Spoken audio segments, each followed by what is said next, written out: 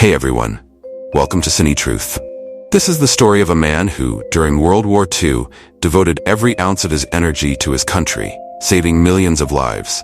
But instead of being honored, he was punished so harshly that it led him to take his own life in his own home. Before we move on, let's give a huge thank you to our amazing friends for their lovely comments. The story begins in 1951 in Manchester, England, where MI6 headquarters received news that there's been a burglary at Alan Turing's home. The police arrive to question Alan, but he refuses to tell them anything. In his mind, even if the thief was standing right in front of the police, they still wouldn't catch him. Alan's behavior raises suspicion, so they take him in for further questioning. Flashback to September 1939. London is in chaos as war is declared, and 800,000 people are evacuated from their homes. Among them is 27-year-old Alan, a brilliant mind who's called to the commander's office to help decode Germany's secret messages.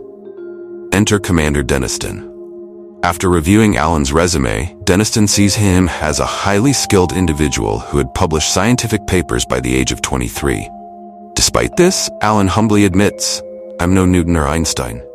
Deniston then asks Alan why he wants to work for the British government, especially since he doesn't know German, a requirement for the job. Alan responds, "I'm one of the best mathematicians in the world. I see German codes as puzzles, and I enjoy solving puzzles. I don't need to know German for that." Deniston is furious. After all, the job was meant for someone fluent in German. But as Deniston is about to dismiss him, Alan casually mentions Enigma, a machine that only a handful of people knew about at the time. This reveals Alan's knowledge of a top-secret program. The Enigma is the most complex encryption device used by the Germans for all their communications to keep enemies in the dark. Hearing this, Deniston stops in his tracks, but tells Alan that he'll never be able to decode it. Alan, smiling, replies, "You should hold off on that judgment until you let me try." And so Alan is chosen for the job, along with 5 other brilliant minds, all experts in their own fields. The commander briefs them on the Enigma machine, explaining that while they have one in their possession, it requires a specific setting to decode messages.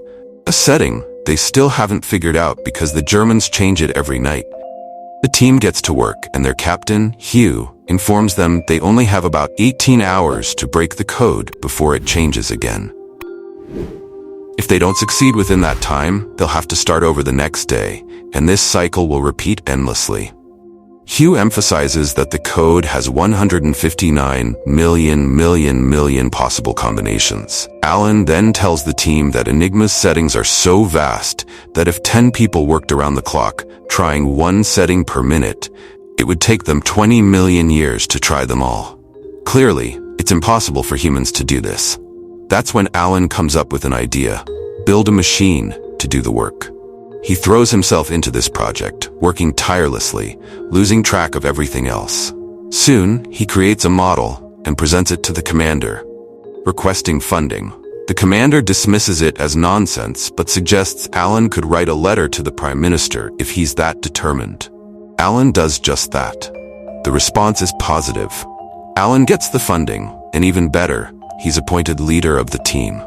The first thing he does as leader, he fires 2 members of the team, believing they were slowing down the progress. Meanwhile, we see flashbacks of Alan's childhood. He was a quiet, introverted kid who was often bullied, but he had one close friend who always stood up for him. This friendship sparked Alan's love for solving codes. Alan runs a puzzle in the local paper, offering a job to anyone who can solve it within 10 minutes.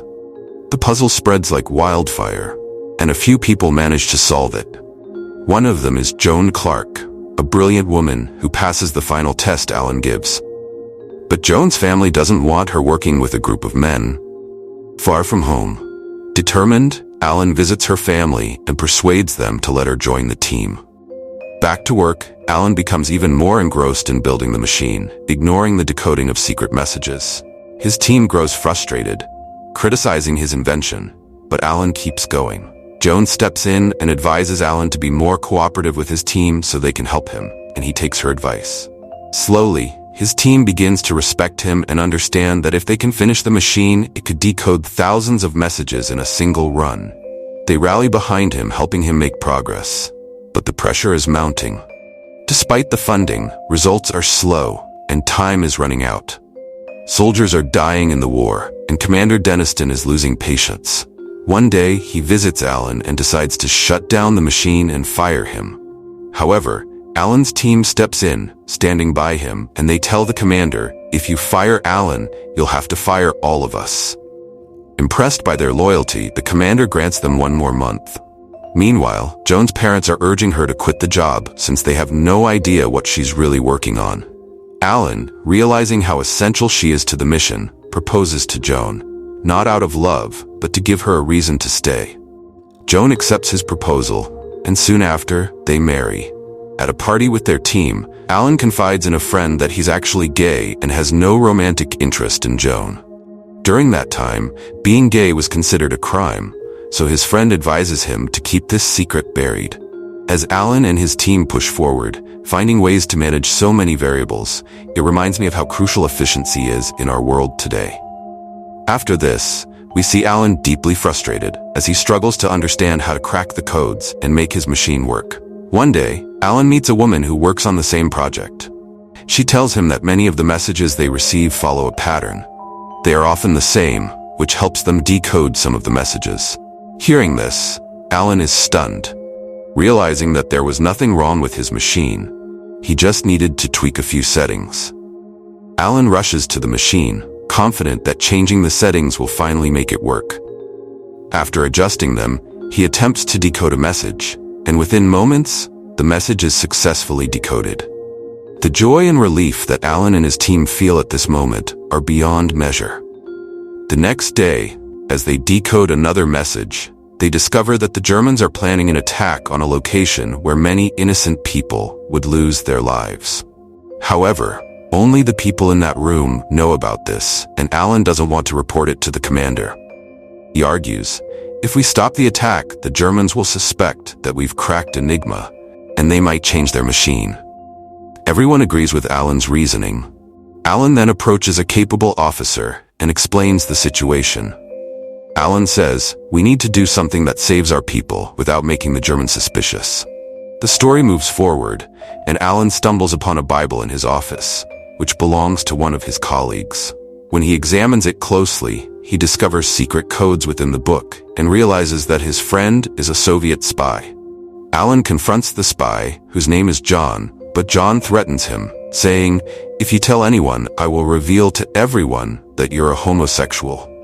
In those days, being homosexual was considered a crime. However, Alan is undeterred and informs one of his officers about John. The officer calmly replies, "I know he's a spy. I deliberately placed him in your team so we can use him to feed the Germans false information, distracting them." After learning this, Alan goes to Clark and confesses everything, including the fact that he's homosexual. Surprisingly, Clark is unbothered by the revelation. Alan then admits, "I never truly loved you. I married you just to get the work done." This hurts Clark deeply, and she storms off. Time passes, and with Alan's machine, the British Army continues to decode German codes. They know the Germans' next move before it even happens, allowing the British to gain the upper hand and ultimately win the war. After the war ends, Alan and his team are summoned, and the officer informs them that their work is over now that the war is finished. He orders them never to contact one another again and to destroy all the information they have gathered so far. The story returns to the present, where we see the police have gathered enough evidence against Alan, not for his contributions in the war, but because of his sexuality. Alan asks the officer, "Am I a war hero or a criminal?" The officer replies, "I don't know." Alan is sentenced to 2 years, but shortly after, Clark visits him and asks how he was released so soon. Alan explains that the judge gave him 2 choices: either spend 2 years in prison or undergo weekly hormone therapy that would suppress his sexual urges. Alan chose the latter. Not long after, we learn that in 1954, due to his loneliness and the effects of the therapy, Alan Turing took his own life. However, in 2013, Queen Elizabeth II posthumously pardoned Alan Turing, recognizing his invaluable contribution.